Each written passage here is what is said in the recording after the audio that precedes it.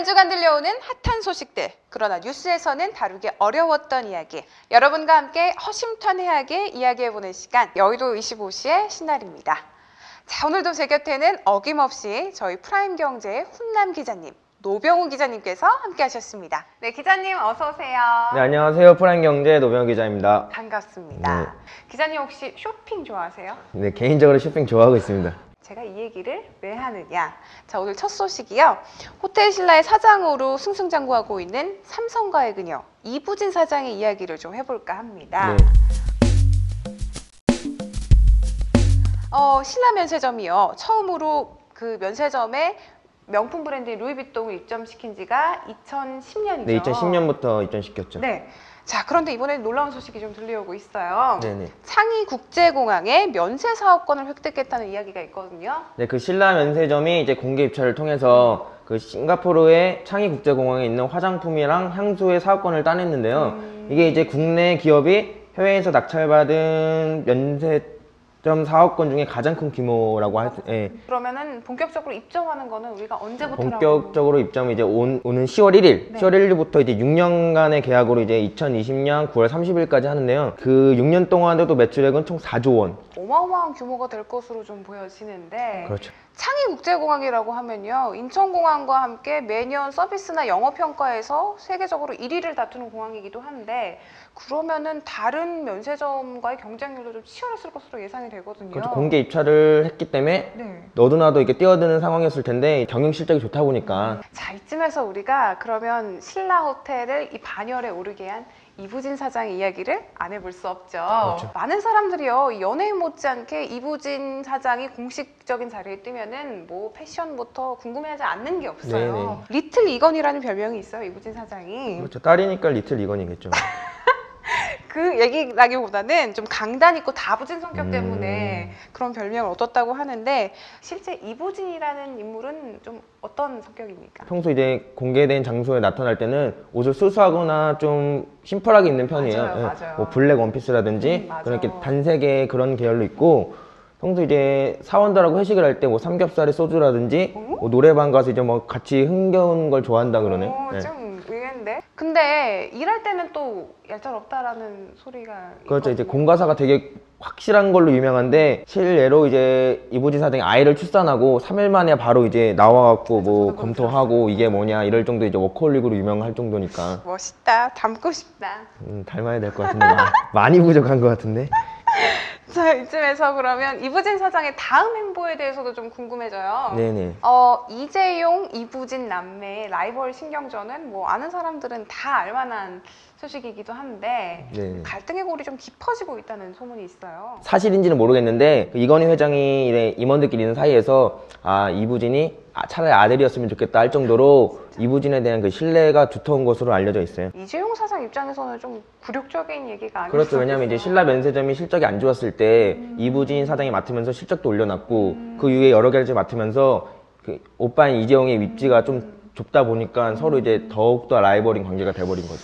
그 얘기도 들었어요. 뭐 스테이크 사건이라고. 이재용 부사장이 외국 바이어들을 모시고 이제 신라 호텔 가서 이제 점심을 먹었는데 이제 맛이 없다. 동생한테 전화를 한 거죠. 동생도 이제 화가 나니까 직원들한테 때려쳐 이렇게 된 거죠.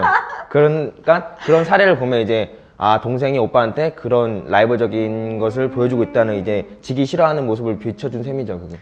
치열한데요. 네. 그동안의 추진력과 또 이부진 사장의 어떤 포스에서 풍기는 그런 포스만큼 창의국제공항의 입점과 함께 신라 면세점의 국제적인 도약을 기대해 보겠습니다.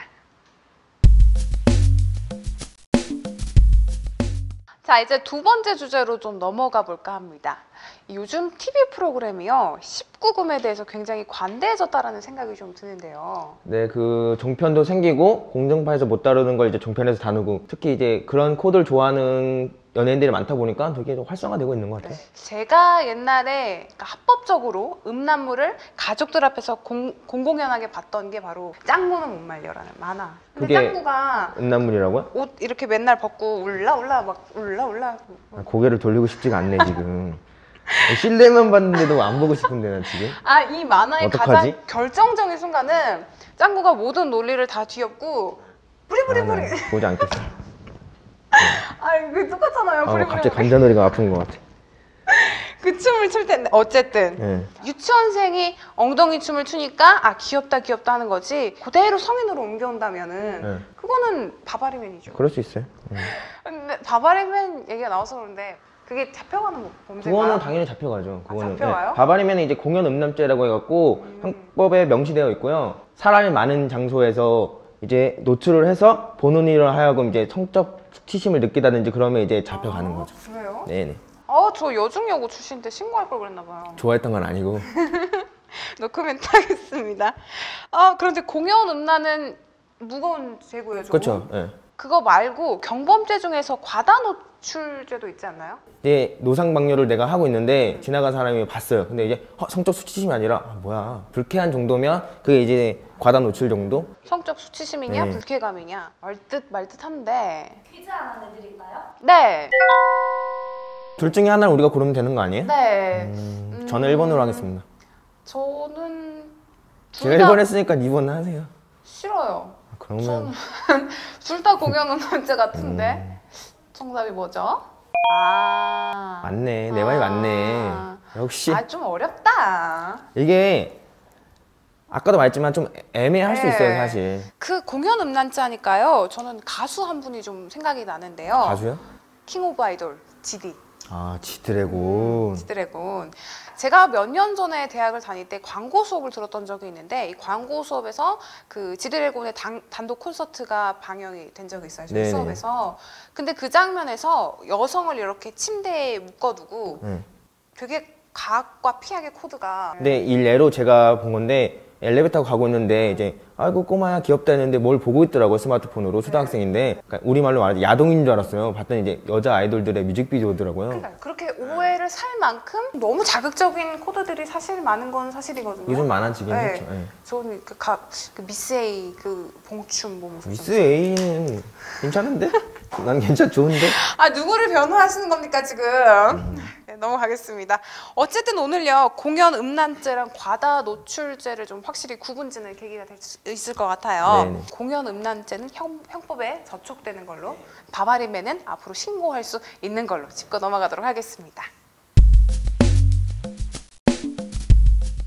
부채 문제가 심각한 한국수력 원자력이 연말에 돈잔치를 했다라는 말이 있는데 이 소식 어떻게 된 건지 좀 정리를 해주시죠. 그 한국수력 원자력이 해를 넘기면 사용하지 못할 이제 경비선 예산을 지난달 17일 날 이제 뭐 직원들에게 뭐 특수 근무 야식비라고 해갖고 야식비? 예, 야식비 그런 명목으로 이제 1인당 10만 원에 해당하는 금액을 각 부서별로 이렇게 나눠줬거든요. 근데 1인당 10만 원이면 일반 기업에서도 그 정도 뭐 위로금 차원에서 줄 수 있는 거 저도 그렇게 생각했는데 보니까 지난 3분기 기준으로 직원이 9천 명이 넘더라고요. 10만 원이 10억이 되니까. 그렇죠. 야식비로 10억이 웬 말이냐 이런 말이 나온 거죠. 네티즌들이 아주 난리가 났다고 해요. 정부가 이걸 경비성 예산으로 승인을 해줬지 방만하게 야식비로 쓰라고 승인을 해줬냐. 제 생각은 야식비로 줄 수는 있을 것 같은데 이게 시기상 적절하지 않았던 이유가 뭐냐면 최근에 이제 가뜩이나 이제 공기업 부채가 심각한 사회 화두로 됐는데 다른 공공기관들이 이제 뭐 허리띠도 졸라매고 임금도 동결하고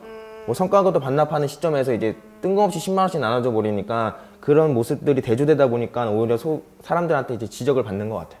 네, 사실 야식비라는 이 일면적인 이유 때문에 질타를 받는 건 아닐 겁니다. 이 공기업 부채가 도마 위에 오른 이 시점에서 한국수력 원자원을 향한 국민들의 시선이 곱지 않은 이유, 과연 사장님만 몰랐을지 다시 한번 생각해 보게 되네요. 오늘 저희가 준비한 소식은 여기까지입니다. 오늘도 어떠셨는지요? 오늘 좀 즐거웠어요, 촬영이. 그래요? 네. 다행입니다. 다음에는 더 즐거운 소식으로 여러분들 찾아뵙겠습니다. 시청해주신 여러분 고맙습니다.